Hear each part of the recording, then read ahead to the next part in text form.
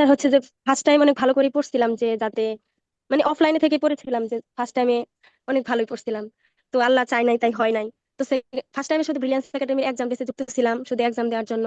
তো ভালোই এক্সাম দিছিলাম, কিন্তু শেষ মুহূর্তে আমার মনের মধ্যে এই ভয়টা ছিল যে আমি পারবো কিনা। মানে মাইন্ডে এটা সেট আপ হয়ে গেছিল যে আমি হয়তো পারবো না, আমি পারবো না। এই মাইন্ডটা সেট আপ হওয়ার কারণে আমি শেষ পর্যন্ত পারি নাই। তো আগে মনকে এটা বোঝাতে হবে যে আমি পারবো, আমাকে পারতেই হবে। তো সেকেন্ড টাইম এসে আমি আর সেই ভুলটা করিনি। ফার্স্ট টাইম আমার এই ভুলটা অনেক হয়েছিল যে আমার মনে এটা সেট আপ হয়ে গেছিল যে আমি পারবো না, হয়তো আমি পারবো না, এত পড়ছি তাও মনে হয়েছে যে আমি পারবো না। কিন্তু সেকেন্ড টাইমে সেই ভুলটা আমি মানে খুব কম করছি, যে না আমাকে পারতেই হবে, আমি পারবো। তো সেকেন্ড টাইম যখন আমি চট্টগ্রামে পরীক্ষা দিলাম, তো এখান থেকে আমি আর কি হেরে ঘুরে আসছি। তারপর আসার সময় আমি আব্দুল্লাহ স্যারের সাথে কথা বললাম যে স্যার, এই অবস্থা, আমি এখন কি করবো। পরে স্যার বললো যে আমাদের শর্ট কোর্স আছে, তুমি চাইলে যুক্ত হতে পারো। তো আমি স্যারের সাথে কথা বলে তো সেই দিন আর কি আমি শর্ট কোর্সে যুক্ত হইলাম।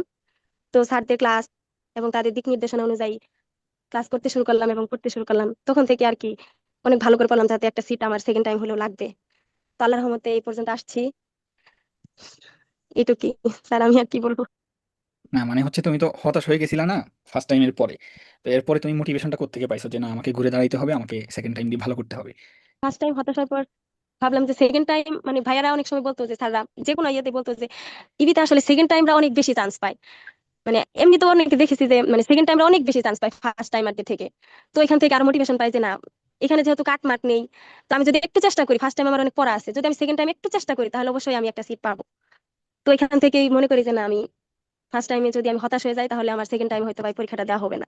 তো হতাশ হলে চলবে না, সেকেন্ড টাইমে দেওয়ার জন্য প্রস্তুতি নিতে হবে, যাতে আমি খুব ভালো করতে পারি। যেহেতু এখানে কাট মার্ক নেই, তো ফার্স্ট টাইমে একটু খারাপ করলো, সেকেন্ড টাইমে যদি একটু কেউ ভালো করে পড়ালেখা করে অনেকে একদম টপ লেভেলে থাকতে পারবে। আচ্ছা আচ্ছা ফজিলা, আচ্ছা তোমার এখানে যারা আছে সবাই তো মোটামুটি তোমার বান্ধবী, একসাথে বন্ধু বান্ধবী সবাই একসাথে কোচিং করেছো। তো তুমিও পড়েছো আমাদের কাছে, তারাও পড়েছে, তোমার ভাগ্যে ছিল চান্স হয়েছে, তাদের হয়তো ভাগ্যে ছিল না, সেজন্য হয়নি। তো তুমি কিভাবে পড়েছিলে এখান থেকে যদি কোনো পরামর্শ থাকে, সেটা একটু ছোট করে দাও তাদেরকে। স্যার ফার্স্ট টাইম এই যে সবগুলা পড়া একজন ছিল, জিজ্ঞেস তো করছে সেকেন্ড যে টাইম আপু কিভাবে প্রিপারেশন নিছে, মানে তোমার সেকেন্ড টাইম যে প্রিপারেশনটা শুরু করেছিলে কিভাবে নিয়েছো, বা আমাদের গাইডলাইন গুলো কিভাবে ফলো করতা।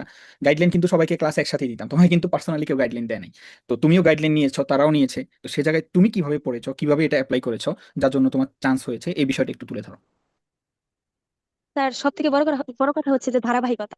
আমাদের ধারাবাহিকতাটা রক্ষা করতে হবে। তো আমি একদিন পড়লাম আর 10 দিন পড়লাম না, এটা হবে না। তো আমাদের ধারাবাহিক ভাবে, মানে আমি স্যারদের কাছে কাছে সবসময় শুনতাম যে যে এক মানে সবসময় যাতে মানে পড়ার পর থাকি, যে আজকে পড়লাম আর 10 দিন বসে থাকলাম এরকম না। যে ধারাবাহিক ভাবে যদি আমি চলতে থাকি, মানে ধারাবাহিক ভাবে যদি পড়তে থাকি তাহলে অবশ্যই আমি পারবো। তো সেকেন্ড টাইম, ফার্স্ট টাইম যখন হইলো না, পরে সেকেন্ড টাইম যে ওই পড়াগুলো আমি বেশি বেশি পড়লাম, যে না এগুলাই তো আসে। মানে ইবিতে একটা হচ্ছে যে মানে প্রশ্নগুলো সেমই আসে, বিগত সাল থেকে আসে, একটু ঘুরাই দেয়। তো আমি যদি ভালো করে পড়ি, ভালো করে বুঝে বুঝে পড়ি, তাহলে হয়তো বা আমার জন্য আরো সহজ হয়ে যাবে। তো সেকেন্ড টাইম আর কি আমি সেগুলো আর কি ধরতে পারলাম যে এই প্রশ্ন এরকম ভাবে আসে, এরকম ভাবে আমার পড়তে হবে, এগুলো মানে ভালো করে রিভিশন দিতে হবে।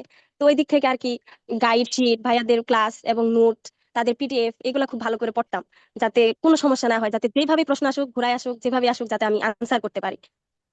তো আমাদের ধারাবাহিকতাটা রক্ষা করতে হবে এইভাবেই, যাতে আমরা পড়ার পর থাকি। একজন আবু হুরায়রা ভাইয়া বলেছো যে শুধু কি ইম্পর্টেন্ট টপিকগুলো পড়লে হবে নাকি? ভাইয়া ইম্পর্টেন্ট টপিকগুলো পড়বে কে? যারা হচ্ছে ফার্স্ট টাইমার। সেকেন্ড টাইমারদের ইম্পর্টেন্ট টপিক বলে কিছু নাই, তারা হচ্ছে সব পড়তে হবে, একদম ভাজা ভাজা করে খেয়ে ফেলতে হবে। কি বলো ফজিলা এই বিষয়ে? জি স্যার, অবশ্যই। কারণ সেকেন্ড ফার্স্ট টাইমরা, টাইম যেহেতু, হ্যাঁ হ্যাঁ, বলো। ফার্স্ট টাইম যেহেতু মানে কোচিং এ হোক যেখানে হোক, যে অতটাই করে, কিন্তু সেকেন্ড টাইম হচ্ছে তার অনেক সময় পায়, 1 বছর প্রায় অনেক সময়। তো এই সময়টুকু যদি সে দিনে 3 ঘন্টা 4 ঘন্টা, মানে ফার্স্টের দিকে যদি 3 4 ঘন্টা করেও মানে টাইম মেনটেন করে পড়ালেখা করে, তো শেষ পর্যায়ে যদি আরো বেশি পড়ে মানে ধারাবাহিক ভাবে, তাহলে সে অবশ্যই পারবে। মানে মানে এই 1 বছর 1.5 বছরে অনেক কিছুই সম্ভব। তার ফার্স্ট টাইমে তো এরকম সময় খুবই কম পাওয়া যায়, কিন্তু সেকেন্ড টাইম কিন্তু আরো বেশি সময় পাওয়া যায়। তো এই সময়টুকুতে আমরা অনেক ভালো করে পড়বো, যাতে কোনোভাবেই আমাদের মিস না হয়। আচ্ছা, তাজকিয়া আক্তার, তুমি বলেছো যে ভাইয়া শুধু অনলাইনে হবে নাকি? ফজিলা জান্নাত, তুমি কি আমাদের অফলাইনে ছিলে নাকি অনলাইনে? আমাদের তো মেয়েদের জন্য অফলাইন নাইও, তুমি আমাদের অনলাইন ব্যাচে তো ছিলে নাকি? জি স্যার, আমি হ্যাঁ। সেকেন্ড টাইম অনলাইনে ছিলাম, শুধু অনলাইনে যুক্ত ছিলাম, এবং কি ওখান থেকে আর কি প্রস্তুতি নিয়েছিলাম বাসায়। হ্যাঁ, তো তাজকিয়া আক্তার, আশা করি তোমার উত্তর পেয়ে গেছো। আসলে অনলাইন অফলাইন বিষয় না, তুমি যদি ভালো করে পড়ো অনলাইনেও ভালো করতে পারবা। এই যে আমাদের মেয়ে শিক্ষার্থীরা যারা এবছর চান্স পেয়েছে সবাই তো অনলাইনেই ছিল, এবং মেল শিক্ষার্থী যারা চান্স পেয়েছে তারাও বেশিরভাগ অনলাইনেই ছিল। অফলাইন যারা ছিল জাস্ট লাস্ট 1 মাস গেছে আর কি আমাদের অফলাইনে। তো সেজন্য তোমরা অনলাইনে ভর্তি হয়ে যাও যদি সেকেন্ড টাইম দিতে চাও, আমাদের উপর ভরসা রাখতে পারো, দেরি করো না।